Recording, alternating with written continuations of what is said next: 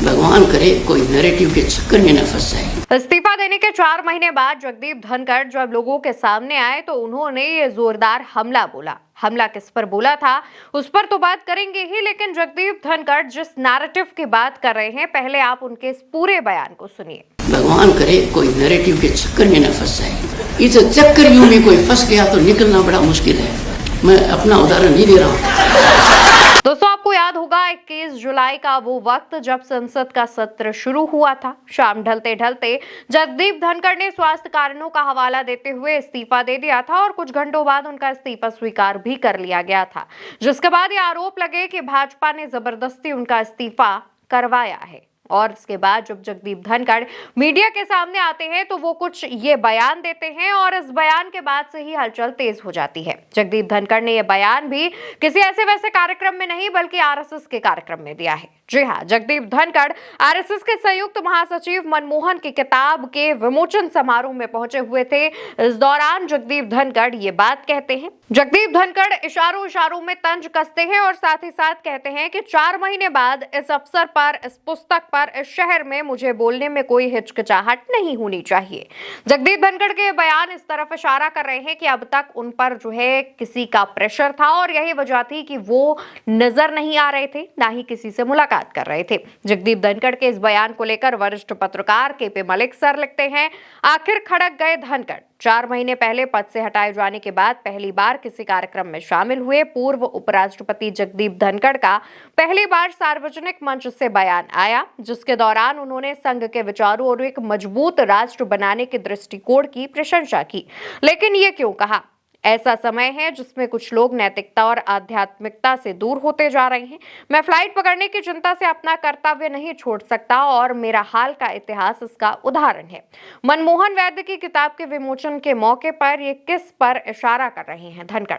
धनखड़ के इस बयान के बाद से ही सोशल मीडिया पर भी ये कयास लगाए जा रहे हैं कि जगदीप धनखड़ अपने इस बयान से किसकी तरफ इशारा करना चाह रहे हैं, वो किस नैरेटिव की बात कर रहे हैं, वो ऐसा क्यों कह रहे हैं कि फ्लाइट पकड़ने के चक्कर में मैं अपना कर्तव्य नहीं भूल सकता। इसके अलावा उल्टा चश्मा यूसी से बात करते हुए वरिष्ठ पत्रकार केपी मलिक सर और क्या बात कहते हैं, आपको वो भी सुनना चाहिए। इतने दिन चुप बैठने के बाद करीब 4 महीने से अधिक हो गया है। उनका इस तरह से आना जताता है कि कहीं न कहीं वो डरे हुए नेता हैं और वो जिस प्रकार से अगर कोई चीज़ हुई थी उनको पहले ही खुल के बोलना चाहिए था।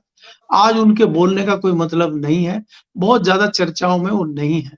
हम जैसे लोग उनकी चर्चाएँ करते रहते हैं। जब वो भारतीय जनता पार्टी के आँखों के तारे थे और उनके बिल्कुल प्यारे थे, तब भी हम उनके बारे में बोलते थे और आज वो भारतीय जनता पार्टी के सबसे बड़े दुश्मन हैं और वो विरोधी खेमे में चले गए हैं।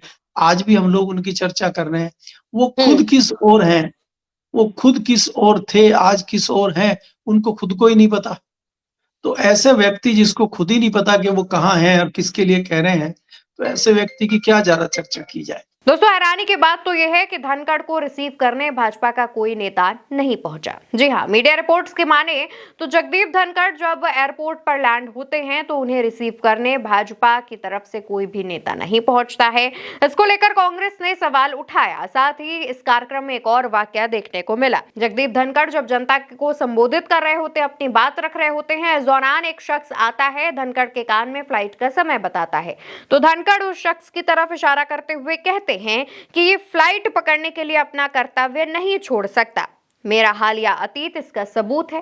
धनखड़ का ये बयान भी सोशल मीडिया पर खूब वायरल हो रहा है। कयास लगाए जा रहे हैं कि धनखड़ अपने इन बयानों से किसको संदेश देने की कोशिश कर रहे हैं, इन बयानों से किस पर तंज कसने की कोशिश कर रहे हैं। बताते चलें कि जगदीप धनखड़ के इस्तीफे वाली बात पर जो बताया गया था कि बीमारी की वजह से वो इस्तीफा दे रहे हैं, आज भी इस बात पर कोई व्यक्ति विश्वास नहीं करता है, कोई भी इस पर बिलीव नहीं करता है।